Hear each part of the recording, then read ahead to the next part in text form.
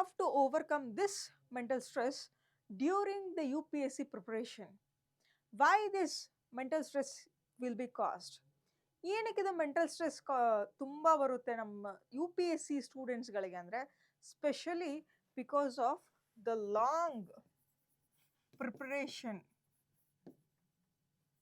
Okay, ಯಾಕಂದರೆ preparation for the U P S C ಎಷ್ಟಿರುತ್ತೆ?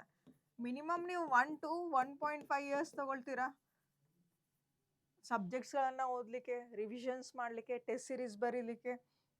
And ಇದ್ರ ಜೊತೆಗೆ ಏನು ಅಂದರೆ you start to give the attempt.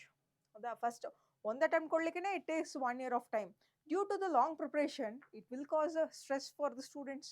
And next, ಇದು ಒಂದೇ ರೀಸನ್ನ? ನೋ.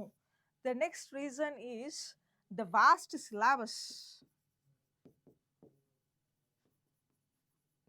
ದಿಸ್ ವಾಸ್ಟ್ ಸಿಲೆಬಸ್, ತುಂಬ ಸಿಲೆಬಸ್ ಇರೋದ್ರಿಂದ ಏನಾಗ್ತದೆ ಅಂದರೆ ಸ್ಟೂಡೆಂಟ್ಸ್ಗೆಲ್ಲ ಸಿಲೆಬಸ್ ನೋಡಿನೇ ತುಂಬ ಒಂದು ಮೆಂಟಲ್ ಸ್ಟ್ರೆಸ್ ಆಗ್ತದೆ. ಆ್ಯಂಡ್ ಅದ್ರ ಜೊತೆಗೆ ಏನು ಅಂದರೆ ನಮ್ಮ ಸ್ಟೂಡೆಂಟ್ಸ್ಗಳು ಐಸೋಲೇಷನ್ ಪ್ರಿಪ್ರೇಷನ್ ಮಾಡ್ಕೊಳ್ತಾ ಇರ್ತಾರೆ. ಹೌದಾ? ಯಾರಿಗೂ ಗೊತ್ತಿಲ್ದಂಗೆ U P S C preparation ಮಾಡೋದು, ಒಬ್ಬರೇ ಪ್ರಿಪ್ರೇಷನ್ ಮಾಡೋದು. ಇದರಿಂದ ಏನಾಗ್ತದೆ? The student will overthink and ಅದರಿಂದ ಕೂಡ ಸ್ಟ್ರೆಸ್ ಆಗ್ತದೆ. ಅಲ್ಲಿ ತುಂಬ ಇಂಟ್ರೆಸ್ಟ್ನ ಕಳ್ಕೊಂಡು ಬರೀ ಓದಬೇಕು ಅಂತ ಹೇಳಿ ಏನಾಗ್ತದೆ? ಸ್ಟ್ರೆಸ್ ಫೀಲ್ ಆಗ್ತದೆ. ಅದಕ್ಕೆ ಏನು ಅಂದರೆ because of the isolation for the student, ಅದರಿಂದ ಕೂಡ ಸ್ಟ್ರೆಸ್ ಆಗುವಂಥ ಚಾನ್ಸಸ್. ನೆಕ್ಸ್ಟು ಇನ್ನೊಂದು ಸ್ಟ್ರೆಸ್ ಬರೋದು ಯಾವುದು ಅಂತಂದರೆ because of lower success rate. ಹೌದಾ? ಡ್ಯೂ ಟು ಲೋವರ್ ಸಕ್ಸಸ್ ರೇಟಿಂದ ಏನಾಗ್ತದೆ?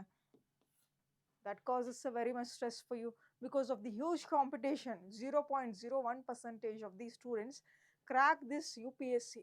ಅದಕ್ಕೆ ಅಂತಂದರೆ these are all the stress givers for you.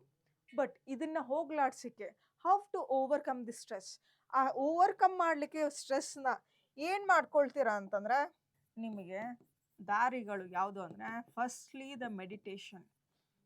Daily do 2 to 3 times minimum meditation ಮಾಡಲೇಬೇಕು. Breathe in, breathe out, that is very much necessary. Minimum ಎಷ್ಟು minutes ಮಾಡ್ಬೋದು? 10 minutes ಆದರೂ start ಮಾಡಿ.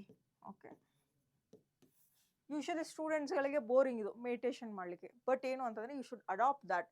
At least minimum 3 months ಆದರೂ ಪ್ರಾಕ್ಟೀಸ್ ಮಾಡಿ. It will help for you. ಯಾಕಂದರೆ ಒಂದು refreshment ಆಗ್ತದೆ ಬ್ರೈನ್ಗೆ. And along with that the next is the physical activity like the yoga, walking or exercise. These are very much necessary for the students. Minimum daily 30 minutes important ಇದೆ. Physical activities is must. Along with that third one is the micro syllabus, the micro study planner. Micro study planner. Why this micro study planner is necessary? ಸ್ಟೂಡೆಂಟ್ಸ್ಗಳು ಏನು ಮಾಡ್ಕೊಳ್ತೀರಾ? Study ಪ್ಲಾನರೇ ಹಾಕೊಳ್ಳೋದಿಲ್ಲ, ಶೆಡ್ಯೂಲ್ಸ್ಗಳನ್ನು ಹಾಕೊಳ್ಳೋದಿಲ್ಲ, ಸುಮ್ಮನೆ start ಮಾಡ್ಬಿಡ್ತೀರಾ ಓದಲಿಕ್ಕೆ. But that will not help for you for cracking this exam. Specially micro study ಪ್ಲಾನರ್ನ ಏನು ಮಾಡಬೇಕು ಅಂದರೆ ಡೈಲಿ ಸ್ಟಡಿ ಪ್ಲಾನರ್ ಹಾಕೊಳ್ಬೇಕು, weekly study planner and monthly study planner, so that you can cover the topics, chapters and the subject. That is why it is must and it is necessary. Then finally, that is, you should have the peer group.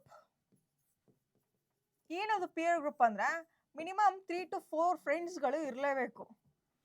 So that you can discuss the questions, you can discuss the topics. ನೀವು ಒಬ್ಬರೇ ಓದ್ಕೊಂಡಂಗೆ ಏನಾಗ್ತದೆ? ನಿಮಗೆ ಜಾಸ್ತಿ knowledge ಸಿಗೋದು ಕಡಿಮೆ ಆಗ್ಬೋದು. ಬರೀ ಬುಕ್ಸಿಂದ ಮಾತ್ರ ನಾಲೆಜ್ ಬರಲ್ಲ.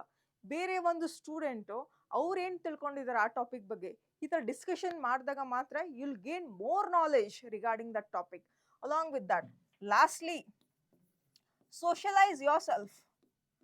Don't be in that isolation mode and don't compare yourself with the others also. ಅವ್ರು ಅಷ್ಟು ಮಾರ್ಕ್ಸ್ ತೊಗೊಳ್ತಾ ಇದ್ದಾರೆ ಮಾಕ್ ಟೆಸ್ಟ್ನಲ್ಲಿ, ನನಗೆ ತುಂಬ ಕಡಿಮೆ ಆಗ್ತಿದೆ, ಆ ಡಿಮೋಟಿವೇಶನ್ ಆಗೋದನ್ನು ಆ ಥರ ತಪ್ಪಿಸಿ. And finally, U P S C is not a syllabus.